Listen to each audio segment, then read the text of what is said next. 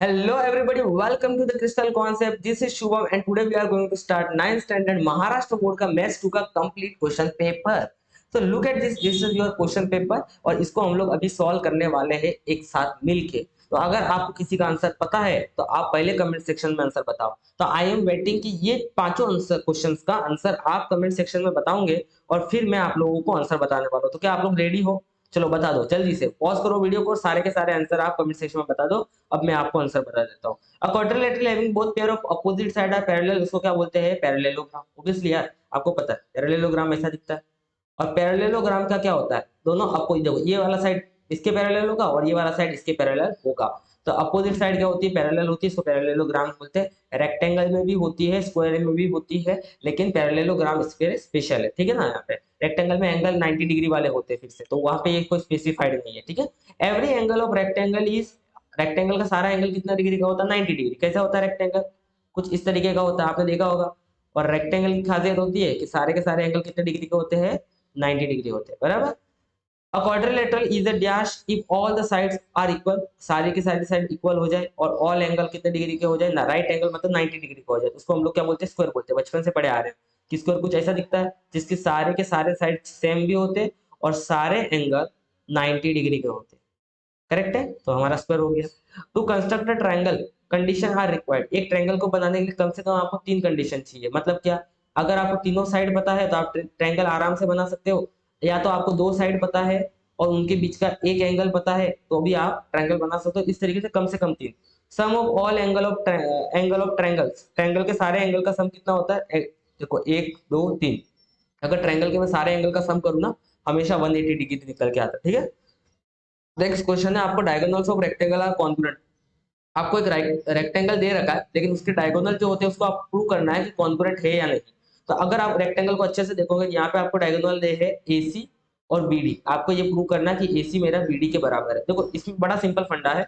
यहाँ पे आपको दो ट्रायंगल लेके रखे, एक तो रखा है ABC, मतलब ABC मतलब ये ऊपर वाला ट्रायंगल, ये वाला ट्रायंगल दिख रहा है आपको, ये वाला triangle, this is your ABC.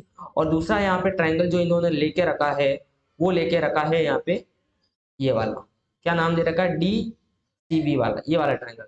इन दोनों ट्रायंगल को हम लोग अगर कॉन्ग्रुएंट प्रूव कर लेते हैं तो हम लोग यहाँ पे डायगोनल्स को कॉन्ग्रुएंट बता सकते हैं. बराबर कि नहीं?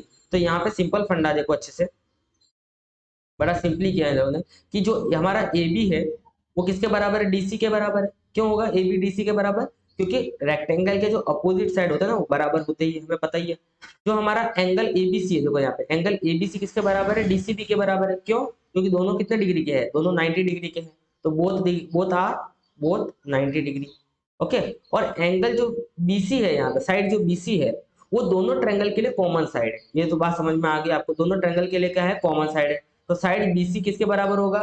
ऑब्वियसली साइड BC के बराबर ही तो होगा यार, कॉमन साइड है तो हमारी. ठीक है ना? वो ठीक है. और यहाँ पे हम बोल देंगे कि ट्रायंगल ABC और ट्रायंगल DC है हमारा कॉन्ग्रुएंट हो गया बाय S, ये साइड हो गया, ये एंगल हो गया और ये साइड हो गया. तो we can say that by SAS test. और अगर दोनों ट्रायंगल कॉन्ग्रुएंट हुए हैं तो उसके बचे हुए साइड भी हम लोग क्या बता सकते हैं? कॉन्ग्रुएंट. जैसे कि ये वाला डायगोनल और ये वाला डायगोनल को हम लोग सामने सामने लिख सकते हैं, because with the help of corresponding side of congruent triangle. तो हेंस प्रूफ हो गया हमारा. ठीक है. नेक्स्ट क्वेश्चन आपको दे रखा है कि आपको दे रखा है एक रेक्टेंगल है जिसका एक साइड 7 सेंटीमीटर है, एक 24 सेंटीमीटर. Find the diagonal. तो मान लो कि ये साइड हमारा 7 है और ये हमारा 24 सेंटीमीटर, उसका डायगोनल निकालना आपको. तो यहाँ पे देखो AC का square is equals to AB का स्क्वायर प्लस BC का स्क्वायर, पाइथागोरस थ्योरम लगेगा. तो ये वाला एंगल देखो 90 डिग्री का है, तो ये हमारा हो जाएगा यहाँ पे BC का स्क्वायर. अब BC का वैल्यू 24 है, 24 का स्क्वायर होता है 576. दोनों को अगर आप ऐड करोगे 625 आ जाएगा. आ गया. अब दोनों तरफ आप स्क्वायर रूट लोगे तो AC का स्क्वायर रूट लोगे तो स्क्वायर तो हट के यहाँ पे AC बचेगा, और 625 का स्क्वायर रूट लोगे तो यहाँ पे कितना बचेगा? 25. सिंपल. नेक्स्ट देखो यहाँ पे आपको क्या दे रखा है? एक रोम्बस दे रखा है जिसका नाम है PQRS. तो रोम्बस आप हम बना ही लेते हैं. देखो रोम्बस कुछ ऐसा दिखता है जिसके चारों के चारों साइड सेम होते हैं. बराबर कि नहीं? ये देखो रोम्बस दे रखा है, उसका नाम है PQRS. तो ये नाम दे देते हैं PQ और R और ये S हो गया. अब जो PQ का वैल्यू दे रखा है 7.5 सेंटीमीटर है, और QPS मतलब एंगल QPS मतलब ये वाला एंगल आपको दे रखा है 75 डिग्री. और आपको यहाँ पे बताना है QR, मतलब आपको ये फाइंड करना है QR और आपको फाइंड करना है ये वाला एंगल.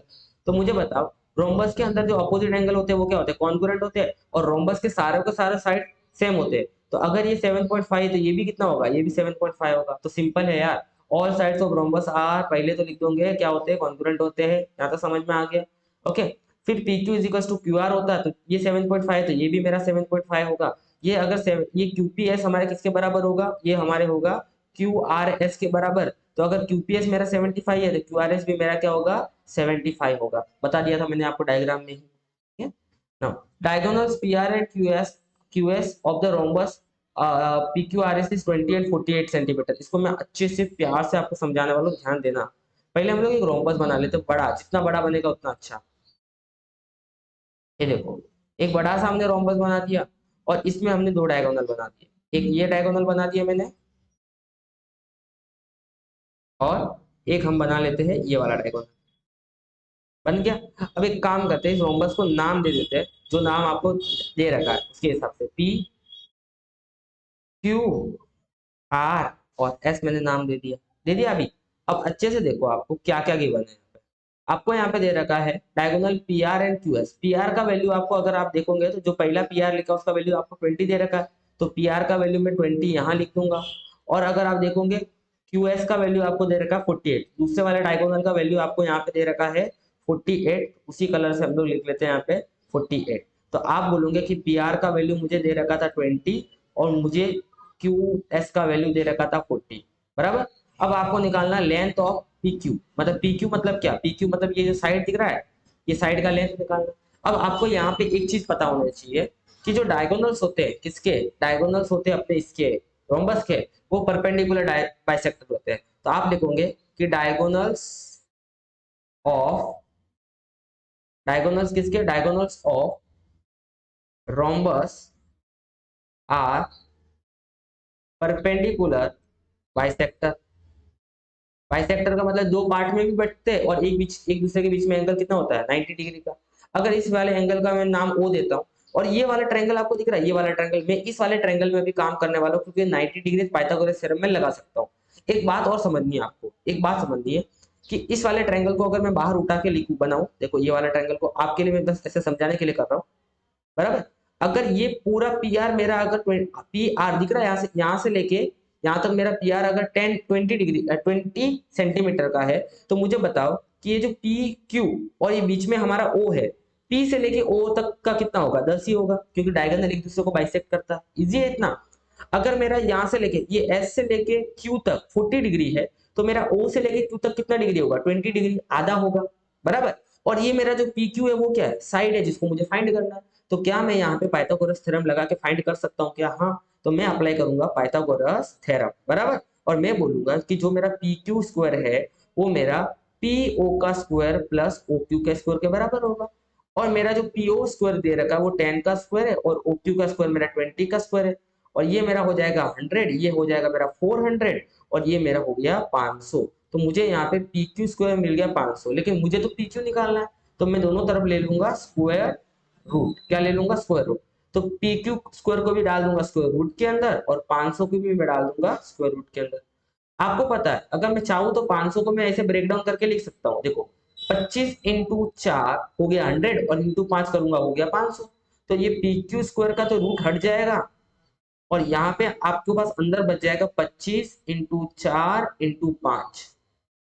अब पता 25 बाहर निकल के 5 हो जाएगा, 4 बाहर निकल के 2 हो जाएगा और 5 बाहर नहीं निकल पाएगा तो वैसे का वैसा रहेगा।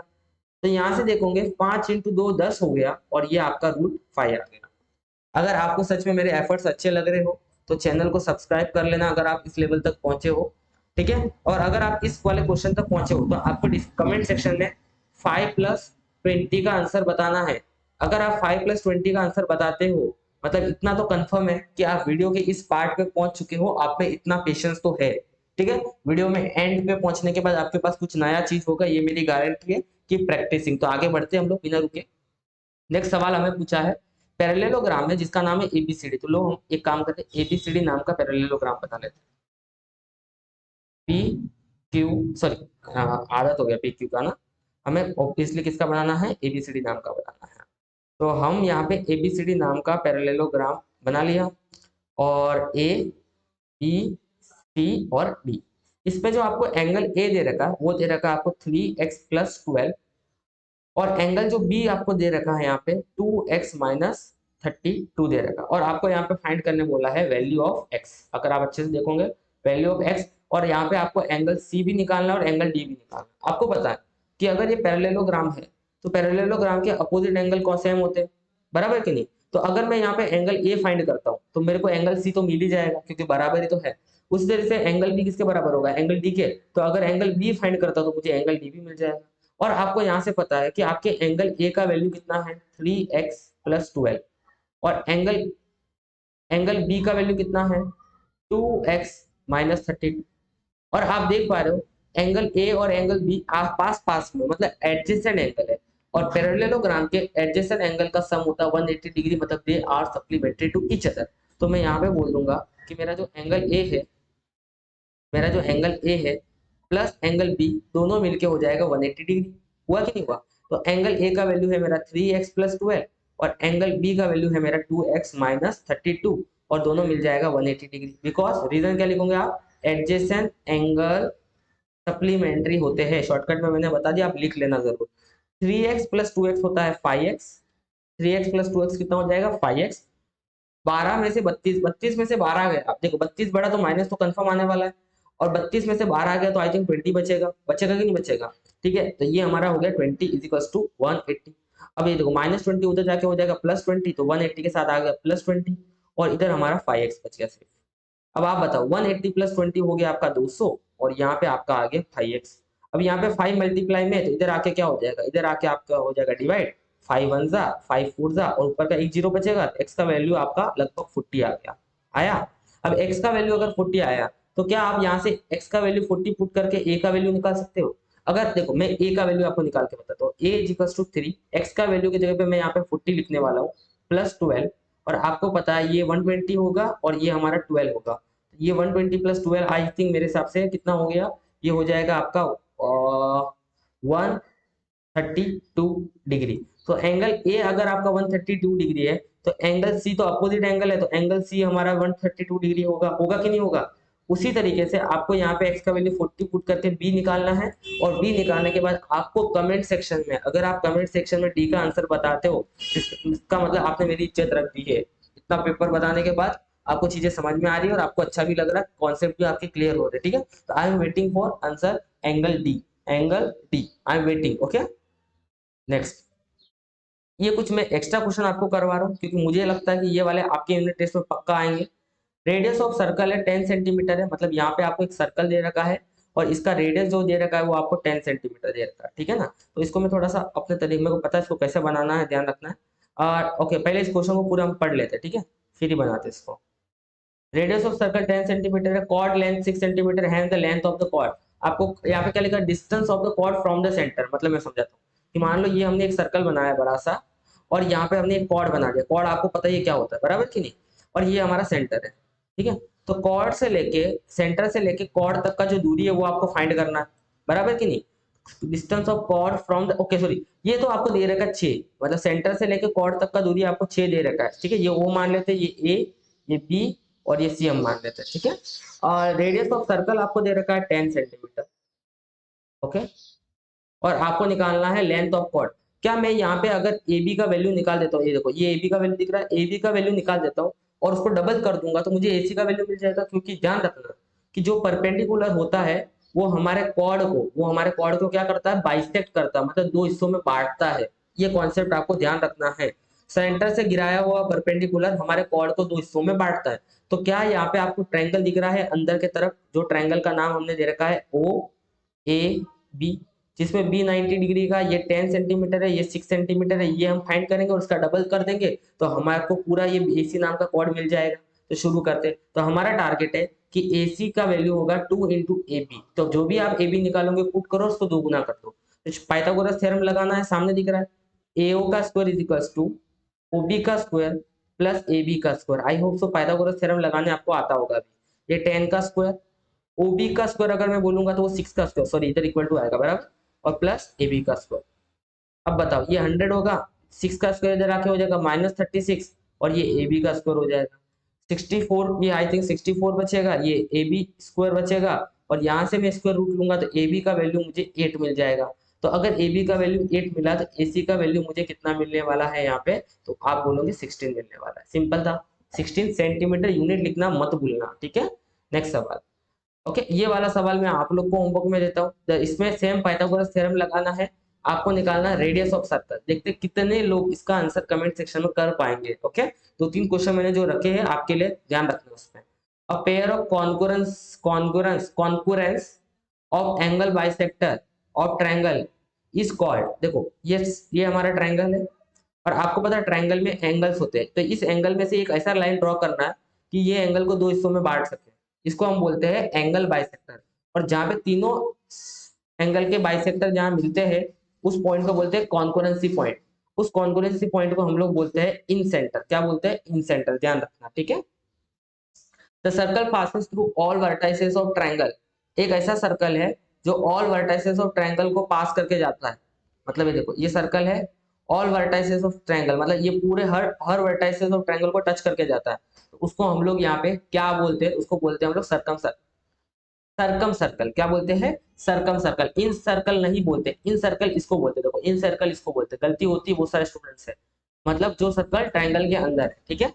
तो आई होप सो आपको ये क्वेश्चन पेपर अच्छा लगा होगा। आपकी यूनिट टेस्ट में और आपके सेमेस्टर के एग्जाम में इसकी बहुत हेल्प होने वाली है। Thank you so much for watching, keep sharing. अभी तक आपने सब्सक्राइब नहीं किया, सब्सक्राइब कर लेना। और वेट, आपके लिए कुछ है। अगर आपने पूरा पेपर सॉल्व किया है तो आपको 503 प्लस 2 का आंसर कमेंट सेक्शन में बताना है। तो मुझे समझ जाएगा कि ये लोग जो इसका आंसर आप लोग बताए हो ये वीडियो के एंड में पहुंचे थे। ऐसे मैंने बीच में भी पूछा था और अब भी पूछा है, ठीक है।